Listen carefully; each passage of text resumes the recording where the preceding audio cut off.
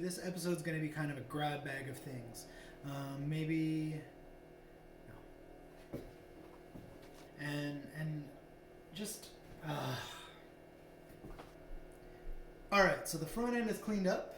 No. Hey everybody. So the front end is cleaned up. I want to get the fork back on so I know where it sits for the rest of the stuff I got to do.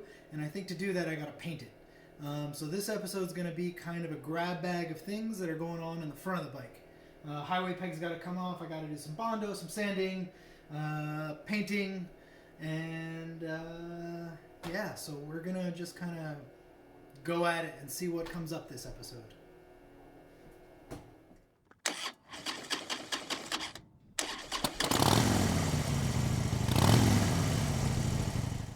They got these highway pegs on, which I'm going to show you. Someone mounted them, and they're for when your left leg is shorter than your right leg. Yeah. So we're gonna take these off. I'll have enough washers here to last me the rest of 2021. That's step one.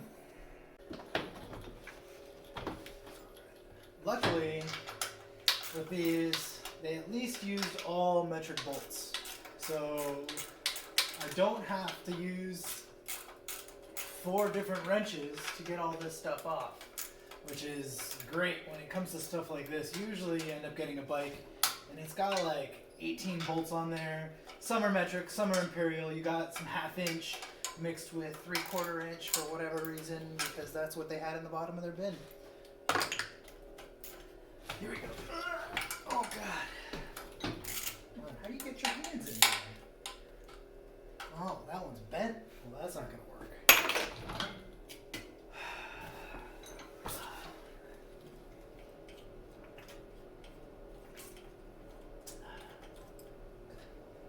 I don't know what they were doing here. It's pretty simple. There it goes. What did you guys do here?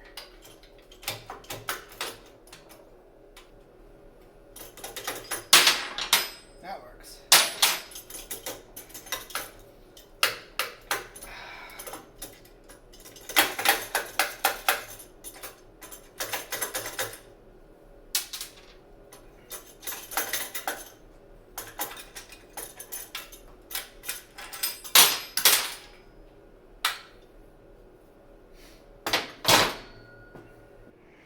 I really like these highway pegs.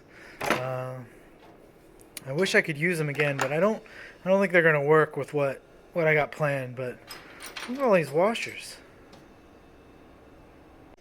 So I got all these washers and U-bolts, and my lift only came with one on the other side, 3, one on the other side, 4 U-bolts, and there's holes back here for the other ones. And what do you know?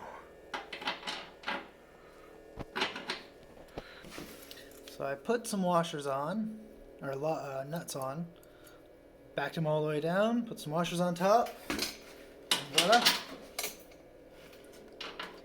Now they won't slide down every time I push the bike back. Alright, so I gotta paint down here, where these highway pegs were, so I gotta take this exhaust off.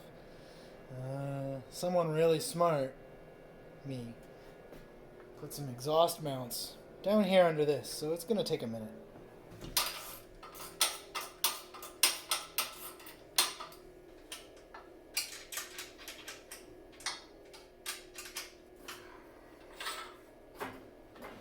Oh boy. There's another mount.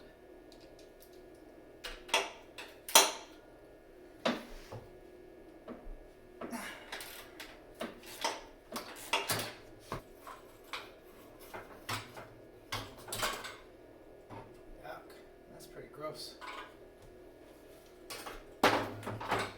Since I'm already down here, I can use this opportunity to get rid of these mid controls that I have on here, because I'm going to be moving them up here anyway, so might as well take them off. So I'm going to take you in close here so you can see what I'm talking about. This is the old mid controls mount. Here's the brake pedal. It came up under here, just sat on top of that. I'm going to be moving a bracket like this to here. I'm probably going to keep that bracket on there. It's covered by the exhaust. It makes a good exhaust mount point, and also less work to have to cut that off. So yeah, I'm probably going to be putting something right here on this part of the frame for where I want my feet to go, which means moving all of this linkage, maybe facing it down, coming in this way, coming around here, and then just connecting somewhere right there. We're going to be working with bondo and stuff around here, so we're going to do the right thing.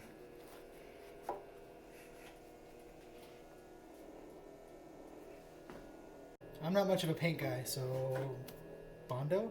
I'm just going to follow the directions. You put some in, mix some hardener, mix it around, and use this handy CD top that I found in the garbage.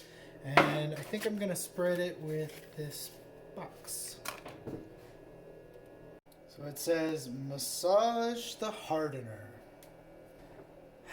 Golf ball sized amount of filler. Add 1 1/4 inch strip of hardener. Alright. That's a golf ball, right? It's a stringy golf ball. Maybe I should use something else for this. 1 1/4 inch strip. Like that? Yes. I don't know. Mix it in until uniform. And it says to make sure you only mix enough for 3 to 4 minutes of use. I guess it hardens pretty quick, so we're going to try to do this quickly here. Mix it in. This is like not really mixing very well. Alright, so it says apply firmly. So we're going to use this cardboard here and apply firmly. Right? And I think that'll be fine. And here we go. I don't think it actually needs very much. Then it says to wait 20 to 30 minutes and then you sand. So maybe I'll sand this tonight, maybe I'll sand it tomorrow. Come over here, do this part. Not like going crazy with this stuff. I just want it to look decent. I don't want to cover the VIN because that's going to be a pain. So I'm just trying to make sure, putting just enough on here to make it look okay. Not like a 1980s meth bike.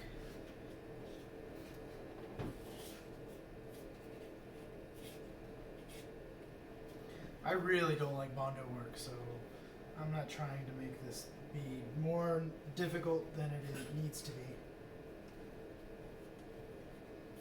Alright, now the stuff's starting to get hard, so I think I'm done. Here's all this bondo drying.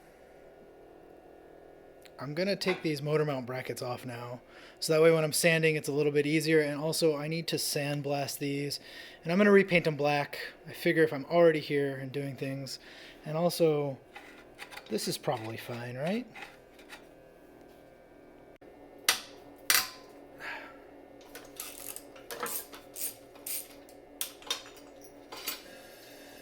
Alright, so here are the motor mounts. Let's sandblast these guys. So I'm doing one side at a time just to make sure I don't get them mixed up. Alright, here's all the pieces sandblasted. I'm just gonna, paint those. So I painted those, and then all of a sudden, nothing.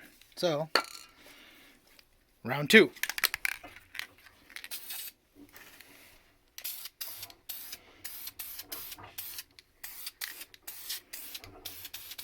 And I'll just go over these again to make sure they're all the same shade of black.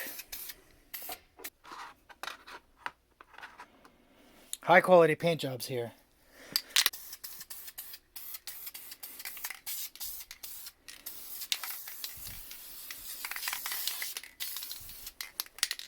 So I brought all these pieces back up so they can dry off. And this turns out, this is all the sandpaper I've got. So I gotta go to the store now, and we'll finish this off later. Alright, so I went to the store and I got some sandpaper. It's because it's what they had. Because everything is closed right now. So now I'm gonna sand this. I realized last night while I was taking a shower, which is where you do all your heavy thinking, that I'm bondoing all of this and I still have to put holes here and tap it, or put some bungs here for my new tank. So I'm gonna mess it all up again in the future, but then we'll just paint it again and do this all over again, because that's what you gotta do.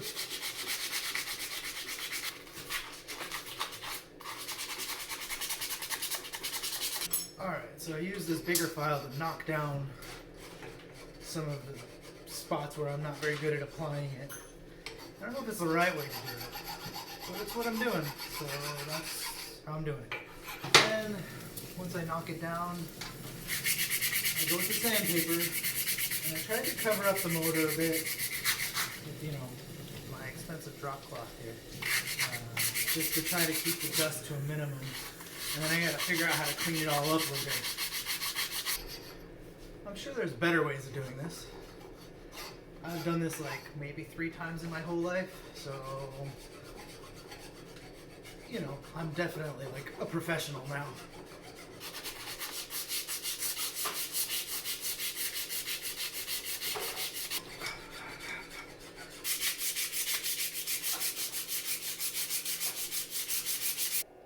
All this is done sanded. Give you a closer look here. I gotta wipe it all down with like a microfiber cloth. And then we're gonna just put some primer on it just to see what's going on. But you can kind of see there wasn't much I had to do. I just wanted to make sure that it didn't look terrible. I went ahead and masked this off like the pros do, just to make sure there's no overspray on anything. You know, the important stuff. So yeah, now it's time to put some primer on there. So I'm using this Tremclad rust paint primer because it's what I got for my car rims, and then I didn't use it. So at least now I'm using it. We'll see how this goes. Just some light misting.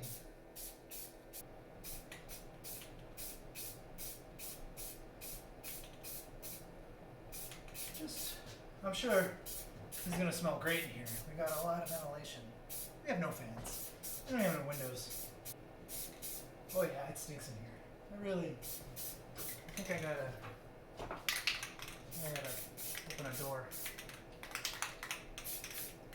Alright.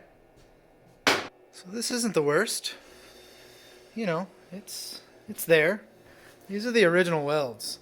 So those are like high quality welds there. And I didn't want to deal with trying to cover all that stuff up. So really, I can't do any worse than what Yamaha did from the start. Overall, I think it's alright. I think like probably need a little bit more right here, I think. But that'll do. So while this is drying, rather than kicking up a bunch of dust, I'm gonna put these motor mounts back together again. And that way they'll be ready to go on once I get the yellow on the bike. Alright, so this is one side, and these are the other. Let's see if I can remember how this went together. I didn't really look when I took it apart, but I think it was like this, and this, and then like that. Let's see. I don't know. That's not right. Oh yeah. Like that. Oh, that looks much better. Yeah, that looks right. So that looks like how it's going to fit. Alright, so I'll wait and I'll tighten all that up later. This is all drying. The store that I got my sandpaper at wouldn't sell paint because it's non-essential. So I gotta go to another store where it's essential, I guess. So I'll be back with some paint. Alright, I went to the store, got some paint. Let's see what's going on.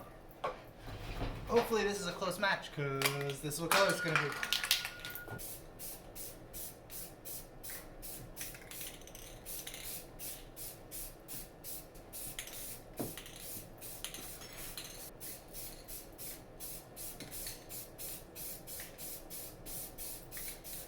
So I'm just doing like a light coat, and then I'll come back and do another coat. And then I'll do another coat until it's like, I don't know, doesn't look terrible. Whoops, I should probably put something over Simon's bike, huh? Sorry, Simon. Simon wants a yellow bike, right? Probably.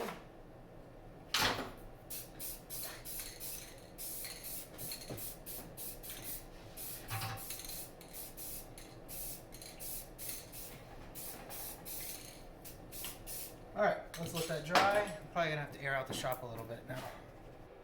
Here it is. I put the motor mounts back on that I painted a little bit ago. And this is how the condition of the old paint. So I'm not really worried about this lasting. It's just gonna be there for now. So while this paint is drying right here on the other side of me, I'm gonna go on the bench here and put together the Springer again. Put the rockers back together. I'm gonna clean everything up because some of it's pretty gross. Put some fresh grease in there and just bolt it all back together. So I'm not going too crazy here. I got some acetone, and I'm just gonna like clean up as much grease, old grease, because I don't know how long these have been in there or what's going on, but I'm just going to clean everything up and then put new grease in here, so that way when I go to ride it, it's at least smooth-ish. These have pressed bushings into them, little brass bushings right here. I don't know if you can see those right there.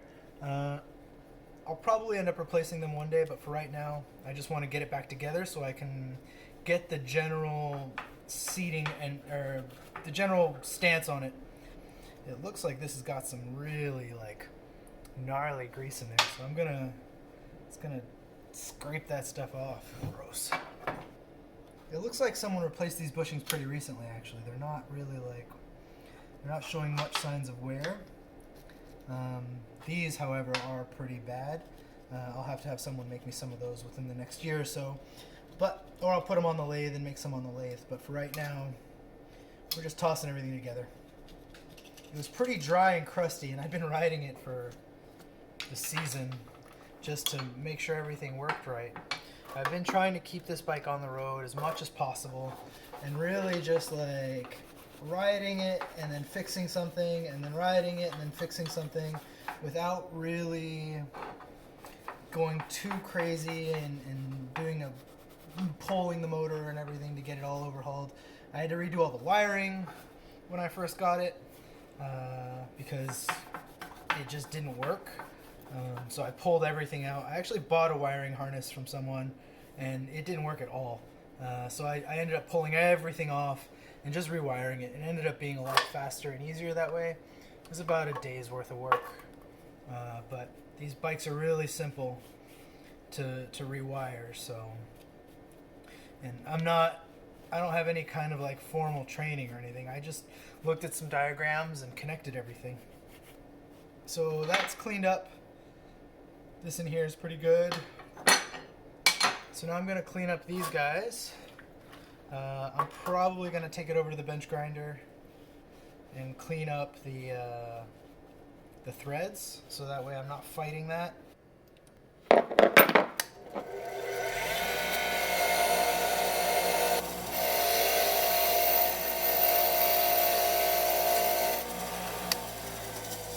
So this is pretty funny. That bolt sheared off, and clearly this has happened in the past. So these two are the original caps on there. They've got a grease port on them, and then all the grease, here, let's see if we can get this to focus on you. These are pretty worn out, but all the grease comes out that little hole right there, and then it goes in there and make sure it's greased. And you can just grease it easily and quickly. This one looks like the bolt sheared off. and someone welded it on the top there, and then they drilled a hole for a cotter pin, and you can tell because if you look at the end of the bolt here, you see how there's all those lines going sideways? They probably cut that with a hacksaw. When you look at a regular bolt, it's nice and finished. This isn't focusing very nicely, but it's nice and finished and smooth. So there's like a pretty good sign that this wasn't something someone made. That definitely is an original, but it's the same thing I'm gonna do. All right, so let's put this back together. I don't know how many videos there are of people putting back together rockers and stuff, but we'll do it now. We'll just do it real quick. It's pretty straightforward. The way these things work is these bolts slide through here, slide into here, and then everything pivots on these two pieces right here. So these, and then they bolt in right like that, right? So we'll do this real quick. I'm just using basic wheel bearing and chassis grease. I've had this tub for way too long. You never need very much. You just put a little bit in there. So there is, that's it. You're just putting a little bit of grease on there, sliding it in, screw this back together. Rather than, I'm just gonna start it by hand, rather so I don't accidentally cross thread things. If you don't do that, you should. It's kind of like one of those like things that people do that messes up everything, is you cross thread bolts and then you're fighting it for the next 17 hours. This one doesn't want to fit, so I gotta get grease all over my sweater, and then there we go. Oh man, this is my nice sweater. This is what you're all here for, right? Wrench spinning. So you can watch me spin wrenches. There we go. I really should just get a 1-inch socket. This would be so much faster than using a wrench. This has got to be the longest bolt in the world. So you got to make sure you get it to the right torque spec. Click! There we go. Heard it right? Click! So if you look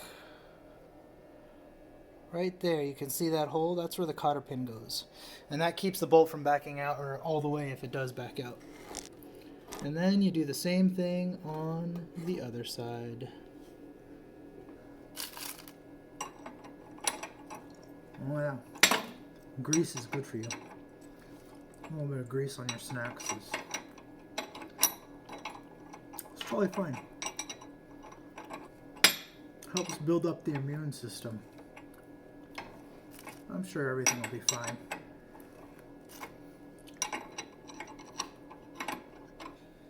Alright, so let's put this last one on here.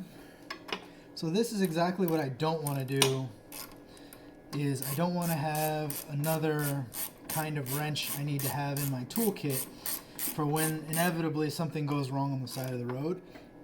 I don't want to have Allen keys on one side, 12 millimeter, and then 1 inch, and then all that stuff, because that's not going to make things easy.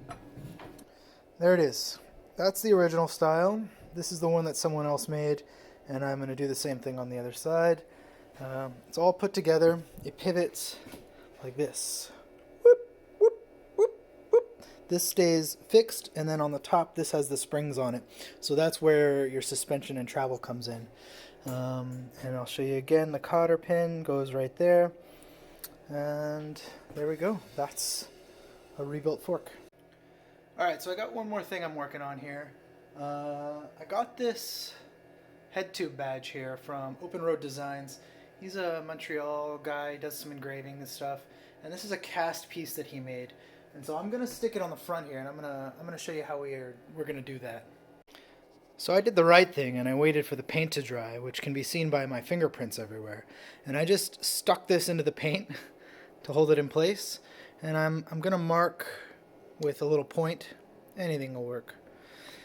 Just where we're gonna drill these holes, because this thing, you drill holes, tap it, and then it screws right in and holds into place there.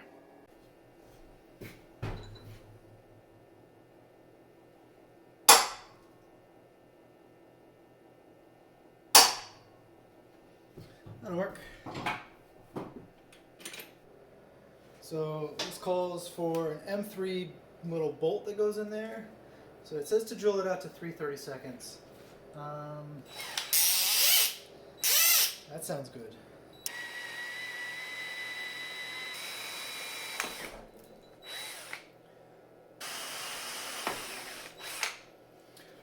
Of course, my paint's all still wet, so all that metal's gonna stick in there.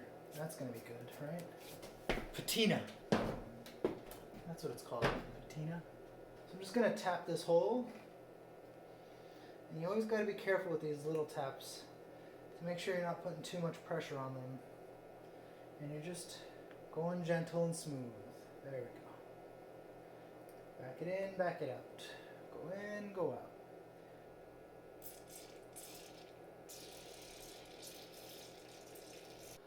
So this is the final product. The supplied screws fit right in there. You just have to tap it, get everything in there. And as you can see, my paint job is nice and clean. This is who it was, Open Road Design. Local Montreal guy.